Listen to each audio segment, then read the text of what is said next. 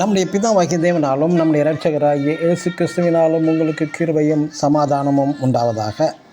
கிறிஸ்து இயேசுவுக்குள் அன்பான சகோதர சகோதரிகளே, இன்று நாம் தியானத்துக்கு எடுத்துக்கொள்ள இருக்கிறதான வேதவசனம் ஏசாயா எழுதின தீர்க்கதரிசியின் புஸ்தகத்தில் 6ஆம் அதிகாரம் 3ஆம் வசனம். சேனைகளின் கர்த்தர் பரிசுத்தர் பரிசுத்தர், ஆமென். இஸ்ரவேலின் தேவன் பரிசுத்தர். வல்லமை, அன்பு, நியாயம், இரக்கம் போன்றதான மகா உயர்ந்த குணாதிசயங்களுக்காக தேவனை துதிப்பதும் ஆராதிப்பதும் நல்லது. கர்த்தர் பரிசுத்தர் பரிசுத்தர் என்று நாம் போற்றுவதன் மூலம் நாம் பரிசுத்தராகி விட முடியாது. தேவனை ஆராதித்து போற்றி துதித்து புகழ்ந்து பாடுகிற யாவருமே பரிசுத்தவான்கள் அல்ல. தேவனை நீதிமானும் துதிக்கிறான், துன்மார்க்கனும் துதிக்கிறான்.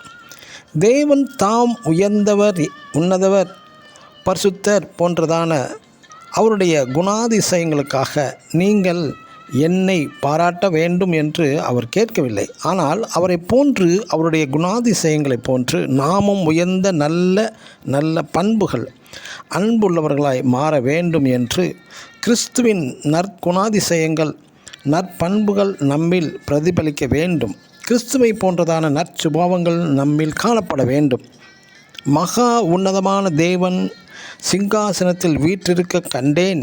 கேருபீன்களும் செராபீன்களும் தேவனை புகழ்ந்து கொண்டே துதித்து கொண்டே பரிசுத்தர் பரிசுத்தர் என்றதை ஏசாயா தீர்க்கதரிசி கண்டான். ஏசாயா தீர்க்கதரிசி இவற்றை கண்டபோது அவனும் துதிக்காமல் அதற்கு பதிலாக தம்மிடம் காணப்படுகிறதான பரிசுத்த குறைபாடுகளை கண்டறிந்து அவற்றிலிருந்து விடுதலை பெற்ற பின்பு தேவனை துதித்தான்.